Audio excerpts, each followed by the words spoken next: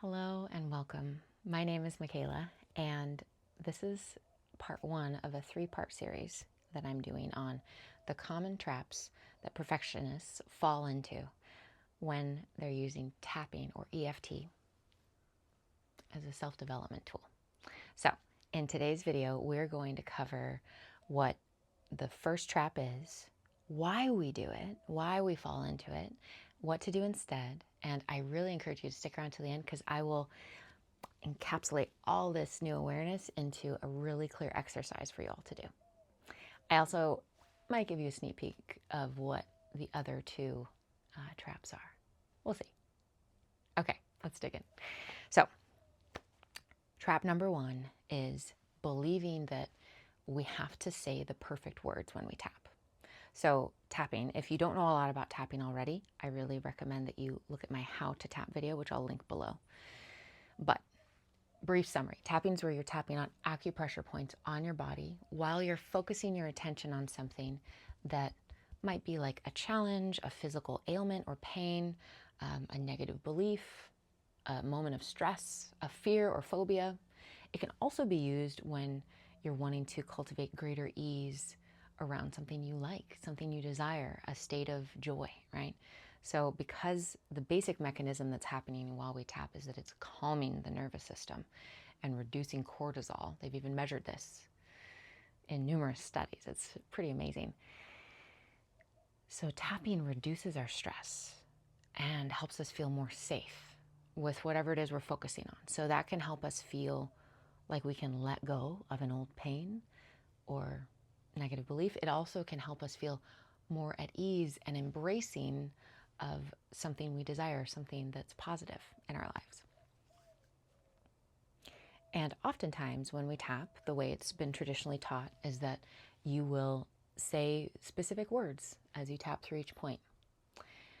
I worked for years getting paid actually to not only create tapping scripts, but also to edit and audit numerous other scripts that were being created by other people. And so that's to say, I really understand the value of words. I love words. If you know me at all, you know that I love words. And I do think that there is a power in the nuance and specificity of words. And, and, the issue with believing that we have to find the perfect words when we tap is that it can lead us to not tapping at all because if I can't do it right, I'm not going to do it. It could also lead to doing the tapping. Let's say you're tapping on some stress you have about some project coming up. But because you're so aware of the words may or may not be perfect, you're distracted. You're not actually tapping on the thing that you're trying to tap on. You're caught up in a distracted state of self-doubt. So we may not tap at all. We may be consumed by self-doubt, which undermines the tapping experience. And the third thing is that it might create this more pervasive, chronic feeling of maybe I just can't do it. Maybe there's something wrong with me. Maybe this tool just isn't for me, right? It can create this sense of kind of hopelessness and disempowerment, basically. So I don't want you to feel disempowered. That's like literally the opposite of everything that I want to do here. So in the desire to empower you, let's help you get out of this trap if it's happening and show you what you could do instead. So before we get to what you could do instead, I want to talk about why we might do this. So I kind of touched on it before of the words are powerful. The words are also what's very much emphasized in most tapping work. And so often I know people will, like, one of the most frequently asked questions is like, but what do I say? But wait, that didn't fully resonate. That phrase there, like, fix it. Like, I need you to change that. Or like, or what should I say instead? So often there's this, almost this sense like it's magic. And if you don't say the right words, then the spell is going to be wrong. And that's not what's happening. It's not magic. It's actually, the words are there to help rein in and focus our attention. Because when our attention is being present with a certain topic or issue, the way I think of it is that it's like we're lighting up that neural pathway, not only in our brain, but also in our entire body and nervous system. So as we light that up and then we tap, we're sending a calming signal to go concurrently alongside that part that might feel kind of freaked out. That's all those associations, images, stories, sensations. And then we're saying, hey, we're safe. We're safe. What is this like when there's more ease present with it? So it's valuable to be focused. It's valuable to bring our attention to something. But so often we think we need the words to do that for us. But if we understand the deeper mechanism is focus, there's a lot of ways to focus. And there's ways to focus that I think actually do it even better, that aren't so much about words, and that are even a bit more nervous system friendly. So, I think part of why we focus so much on the words is because we want this to work, because we want to do it well, we want to do it right, we want to use this tool that we've either heard is really powerful or we've experienced it being really powerful in certain situations.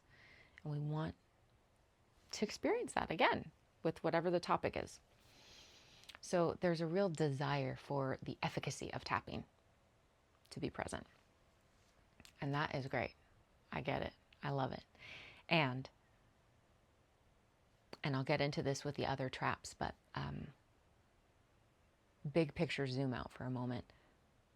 What I've found is the more that we are willing to engage with tapping in a more regular way, where it's, especially since so many of us are dealing with some version of trauma, which is just basically hurt that hasn't healed all the way, hurt that got stuck, like a cut that hasn't healed all the way, right?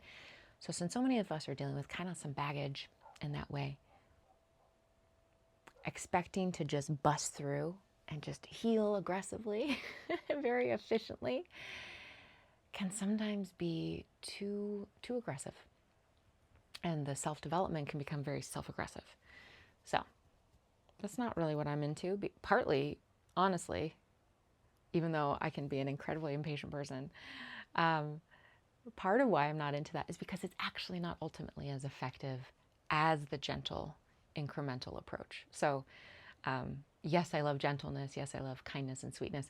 But part of why that's what I emphasize is because in my experience, both as somebody who's used these things to heal and somebody who has helped other people use these tools to heal, is that the incremental and the gentle approach is what lasts, is what creates sustainable, deep embodied change.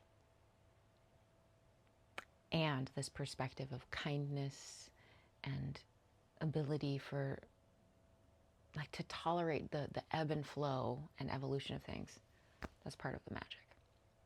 Because we're freeing ourselves up from the black and white thinking of I'm either healed or I'm not healed, and I'm a failure if I'm not healed yet, right? It gets to be a continuum. We get to be messy. Life happens in the messy moments. So, what can we do instead, right? We've talked about what the myth is, or what the trap is. I keep calling them myths in my head, but the trap, the myth, that you have to say the perfect words. Why we do it? We just want it to work. We just want it to work. So what can we do instead? You don't have to say anything at all. You do not have to say words when you tap. And words can be really valuable to help bring your focus back.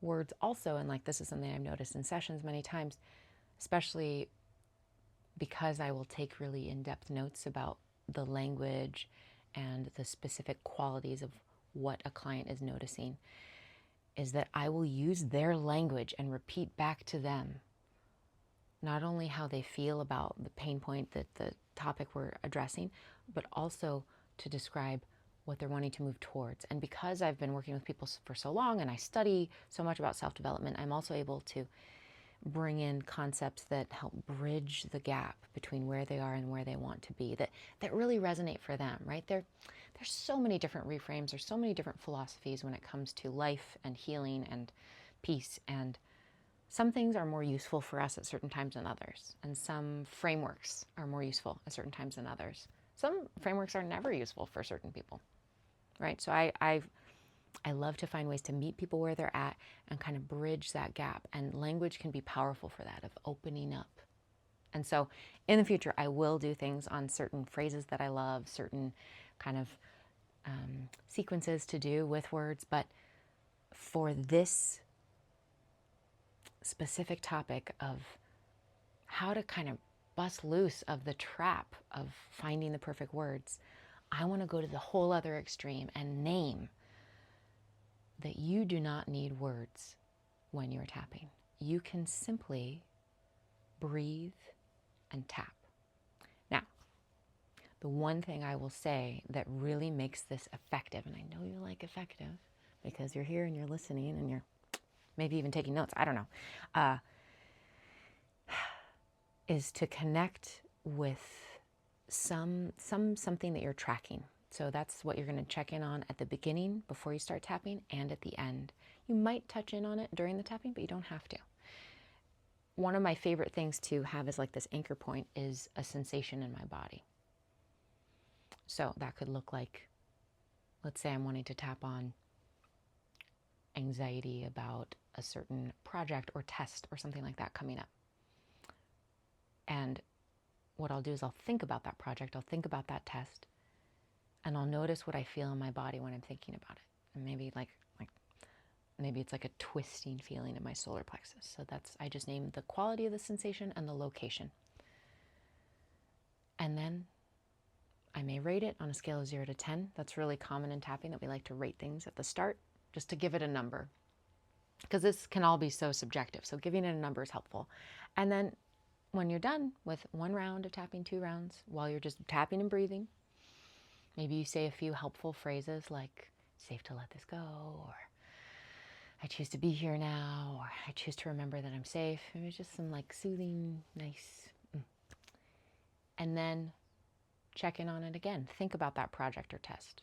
How does your solar plexus feel? What do you feel now? How strong is it on the scale of 0 to 10?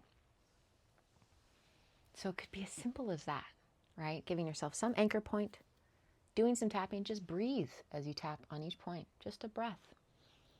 Or just breathe while you tap through the points. That was one of my favorite things to do when I was working with my own emotional eating. My favorite thing to do, especially when I'd be out at restaurants, was I always loved washing my hands before I eat anyway. But I would go, once the food arrived, I would go, especially because that would kind of get me excited. And then I would go to the bathroom, wash my hands, and then I would tap until I yawned, because that's really common for me when I tap. I'll yawn. Or until I just took a deeper breath. And once I'd done that, I was like, okay, we're ready to go. We're ready to go enjoy that food. And I would be able to eat in a way that was more present. I could hear my hunger cues better.